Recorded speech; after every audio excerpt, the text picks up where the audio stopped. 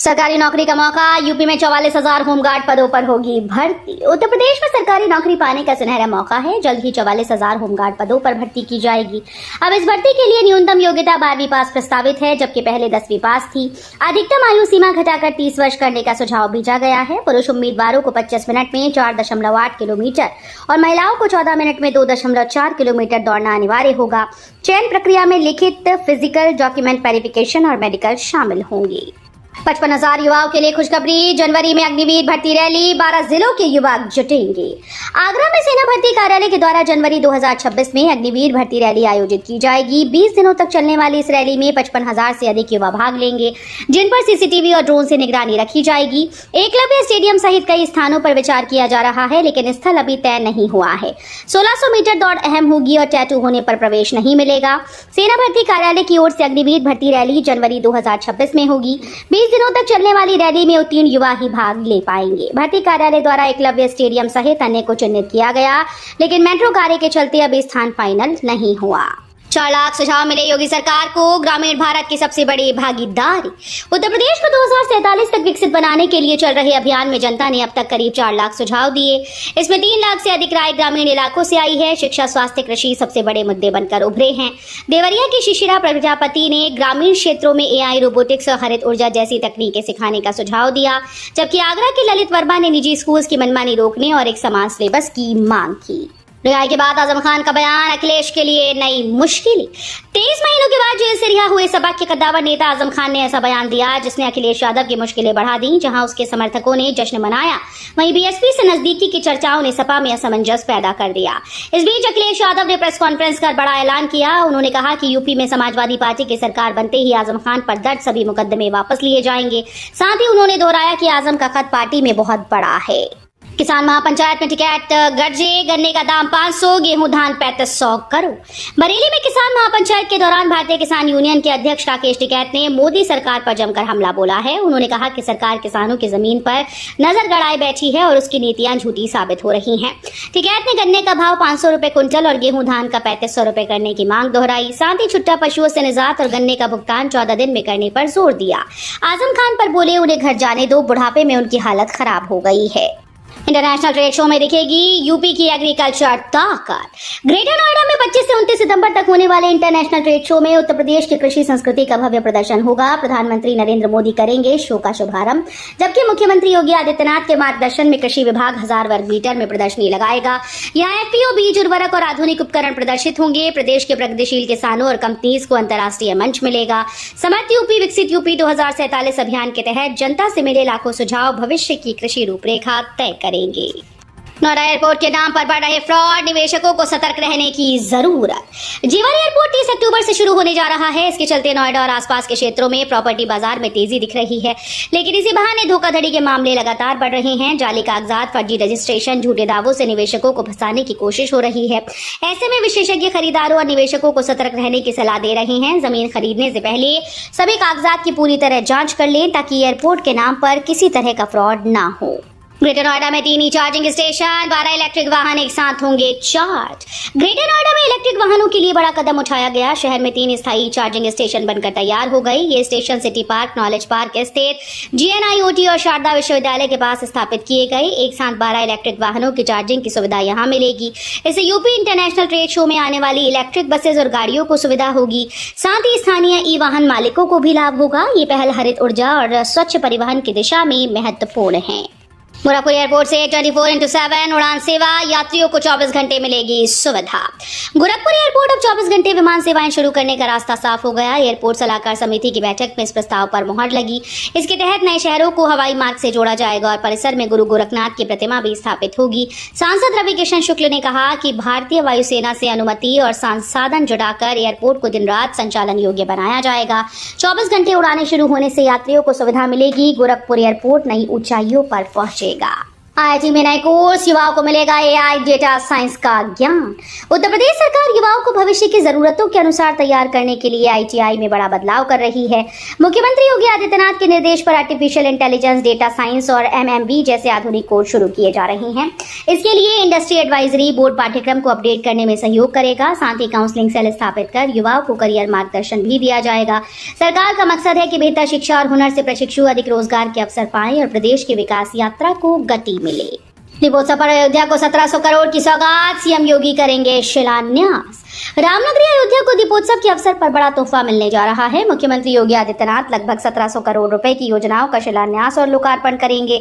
इसमें करीब 50 योजनाएं आमजन को समर्पित की जाएंगी, जबकि इतनी ही योजनाओं की नींव रामकथा पार्क से रखी जाएगी। जिलाधिकारी निखिल टीकाराम फुंडे ने बताया कि शासन को विस्तृत सूची भेजी गई है। इन परियोजनाओं से अयोध्या के विकास की रफ्तार तेज होगी, शहर को नई पहचान मिलेगी। रथ यात्रा होगी सुगम, मथुरा में नए मार्ग और हाईवे बनेंगे। भगवान श्री कृष्ण की जन्मभूमि मथुरा और उनकी लीला भूमि ब्रज में आने वाले श्रद्धालुओं के लिए बड़ी खबर है। विजन 2030 योजना के तहत गोवर्धन, बरसाना, गोकुल, वृंदावन जैसे पावन स्थलों पर पहुंचना आसान होगा। मथुरा में नए मार्ग और हाईवे बनाए जाएंगे, जिससे सभी धार्मिक स्थलों को आपस में जोड़ा जा सके। इस योजना के पूरा होने पर ब्रज क्षेत्र की धार्मिक पर्यटन पहचान और मजबूत होगी। आने वाले वर्षों में कन्हैया की नगरी अयोध्या और काशी की तरह विकास की नई ऊंचाइयों पर खड़ी दिखाई देगी। यूपी में बढ़ सकती है बिजली कनेक्शन दरें, स्मार्ट मीटर देंगे हर यूनिट का हिस्सा। उत्तर प्रदेश में बिजली कनेक्शन देने की दरें महंगी हो सकती हैं। पावर कॉर्पोरेशन ने मौजूदा दरों में 30 से 50% तक बढ़ोतरी का प्रस्ताव नियामक आयोग को भेजा। दरअसल पिछली दरें 2019 में तय हुई थी, जिन्हें अब अपडेट करने की तैयारी है। वहीं स्मार्ट मीटर को लेकर उपभोक्ताओं में फैली भ्रांतियों को दूर करते हुए मध्यांचल विद्युत वितरण निगम ने बताया कि ये पूरी तरह से सुरक्षित है। उपभोक्ता यूपीसीएल स्मार्ट ऐप से एक यूनिट का हिसाब देख सकेंगे और बकाया होने पर रात में बिजली नहीं कटेगी। बहराइच में सामूहिक विवाह, 340 हिंदू जोड़े बनेंगे बंधन में, 60 का होगा निकाह। मुख्यमंत्री सामूहिक विवाह योजना के तहत बहराइच में 28 सितंबर को भव्य आयोजन होगा। इसमें कुल 400 जोड़े विवाह सूत्र में बंधेंगे, जिसमें 340 हिंदू रीति रिवाज से करेंगे, जबकि 60 मुस्लिम जोड़ों का निकाह होगा। शासनादेश के अनुसार प्रत्येक जोड़े पर 1 लाख रुपए खर्च होंगे। इसमें 60,000 रुपए वधू के खाते में भेजे जाएंगे, 25,000 रुपए जेवर व उपहार पर और 15,000 खान पान पर। समाज कल्याण विभाग की देखरेख में आयोजित इस कार्यक्रम पर करीब 4 करोड़ रुपए खर्च किए जाएंगे। गोंडा में प्रशासन की बड़ी कार्रवाई, 8 उर्वरक विक्रेताओं के लाइसेंस रद्द। गोंडा जिले में किसानों के हितों से खिलवाड़ करने वालों पर प्रशासन ने कड़ी कार्रवाई की। कृषि विभाग की जांच में गड़बड़ी पकड़े जाने पर 8 फुटकर उर्वरक विक्रेताओं के लाइसेंस तत्काल प्रभाव से निरस्त कर दिए गए। प्रशासन का कहना है कि कालाबाजारी और नियमों की अनदेखी करने वालों को किसी भी हाल में बख्शा नहीं जाएगा। किसानों को समय पर और सही दर पर उर्वरक उपलब्ध कराने के लिए लगातार निगरानी जारी है। ये कदम किसानों के हितों की रक्षा की दिशा में बड़ी पहल माना जा रहा है। सीसीएसयू मेरठ में प्रवेश का अंतिम मौका, ऑनलाइन रजिस्ट्रेशन 25 सितंबर तक। चौधरी चरण सिंह विश्वविद्यालय मेरठ ने सत्र 2025-26 में स्नातक और परास्नातक पाठ्यक्रमों में प्रवेश के लिए छात्रों को अंतिम अवसर दिया। विश्वविद्यालय ने ऑनलाइन पंजीकरण फिर से शुरू कर दिए, जो 25 सितंबर तक किए जा सकते हैं। ये पंजीकरण परिसर और संबद्ध कॉलेजेस में संचालित सभी डिप्लोमा, सर्टिफिकेट और डिग्री पाठ्यक्रमों के लिए है। विश्वविद्यालय ने कहा कि जो छात्राएं अब तक प्रवेश नहीं ले पाए हैं, उन्हें इस अंतिम अवसर पर लाभ उठाकर समय पर रजिस्ट्रेशन कराना होगा। वाराणसी में जाम ने बढ़ाई आपातकालीन परेशानी। वाराणसी शहर में यातायात व्यवस्था के बावजूद रोजाना 20 से ज्यादा एम्बुलेंस जाम में फंसती हैं। सामान्य परिस्थितियों में एम्बुलेंस का रिस्पांस टाइम 15 से 20 मिनट होता है, लेकिन भीड़भाड़ और जाम के कारण कभी कभी मरीजों को अस्पताल पहुंचने में 1.5 घंटे तक लग जाते हैं। शहर की पुलिस और यातायात योजना काम कर रही है, लेकिन ये समस्या अभी भी गंभीर है। विशेषज्ञों का कहना है कि तत्कालीन सुधार और स्मार्ट ट्रैफिक मैनेजमेंट जरूरी है, ताकि जीवन रक्षक सेवाओं में देरी न हो। मानव संपदा पोर्टल पर जानकारी न देने पर शिक्षकों का वेतन रुकेगा। अशासकीय सहायता प्राप्त माध्यमिक और प्राथमिक विद्यालयों में शासन ने सख्ती बढ़ा दी है। निर्देश दिए गए हैं कि अगर 25 सितंबर तक शिक्षकों और शिक्षणेतर कर्मचारियों की आवश्यक जानकारी मानव संपदा पोर्टल पर अपडेट न की गई, तो उनका इस महीने का वेतन रोक दिया जाएगा। कई बार चेतावनी के बावजूद स्कूल प्रबंधन ने जानकारी अपलोड नहीं की। मुख्यमंत्री कार्यालय ने इस लापरवाही पर नाराजगी जताई है। शासन का उद्देश्य है कि कार्मिक की जानकारी समय पर पोर्टल पर दर्ज हो और वेतन वितरण में कोई बाधा न आए। लखनऊ का जेपीएनआईसी प्राइवेट कंपनी को देने की तैयारी, सालाना लीज 10 करोड़। लखनऊ के गोमती नगर स्थित जयप्रकाश नारायण इंटरनेशनल सेंटर को निजी कंपनी को सौंपने की तैयारी चल रही है। लखनऊ विकास प्राधिकरण ने इस संबंध में शासन को प्रस्ताव भेजा। प्रस्ताव के मुताबिक जेपीएनआईसी को 10 करोड़ रुपए सालाना की लीज पर प्राइवेट कंपनी को दिया जाएगा। हालांकि पहले 3 साल तक किराया मुक्त रहेगा। ये प्रोजेक्ट पूर्व मुख्यमंत्री अखिलेश यादव का ड्रीम प्रोजेक्ट था और हमेशा चर्चा में रहा। सौंपने के बाद इसे निजी निवेश और प्रबंधन के जरिए विकसित किया जाएगा। अयोध्या में मस्जिद का नक्शा खारिज, 6 साल में एनओसी न मिलने से योजना ठप। अयोध्या के धन्नीपुर गांव में बाबरी मस्जिद के स्थान पर बनने वाली नई मस्जिद का लेआउट प्लान खारिज कर दिया गया। पिछले 6 वर्षों में 8 सरकारी विभागों से अनिवार्य एनओसी न मिलने के कारण अयोध्या विकास प्राधिकरण ने मंजूरी नहीं दी। आरटीआई के जवाब में ये जानकारी सामने आई।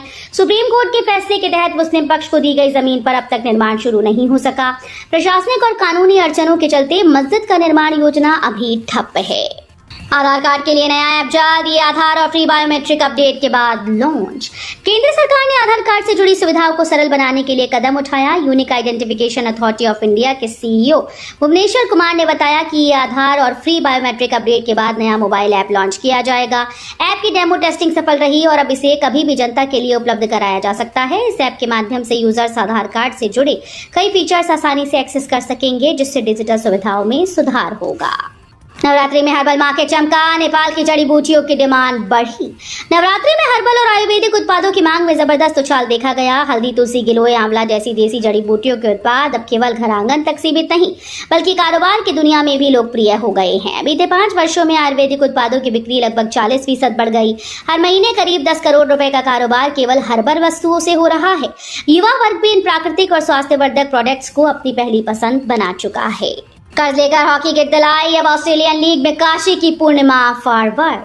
वाराणसी की पूर्णिमा यादव को हॉकी इंडिया ने जूनियर महिला टीम में ऑस्ट्रेलियन लीग के लिए चुना है। हरहुआ के चक्का गांव की पूर्णिमा फॉरवर्ड पोजीशन से खेलेंगी। उनकी मां ने कर्ज लेकर उनकी हॉकी किट खरीदी थी, जिसने पूर्णिमा ने खेल में कदम रखा।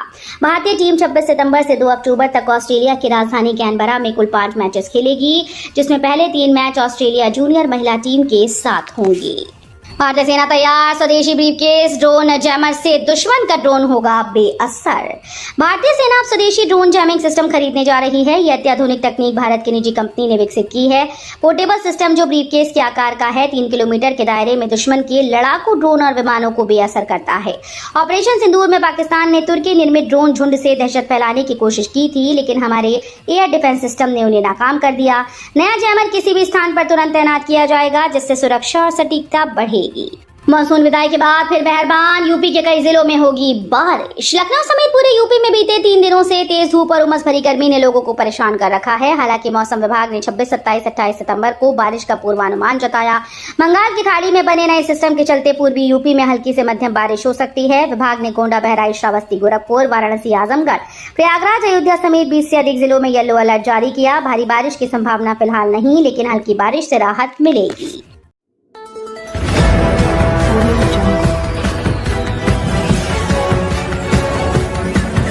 Audio